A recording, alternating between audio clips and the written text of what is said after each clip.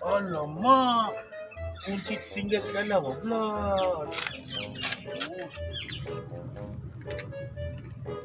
Kenapa bis? Kunci tinggal kat dalam. Macam mana? Ada cara ke? Dah, kau kena berinteraksi dengan kereta. Ya, betul.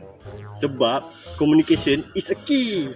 Dengarkanlah di sepanjang malam aku berdoa, bersujud dan lalu aku meminta.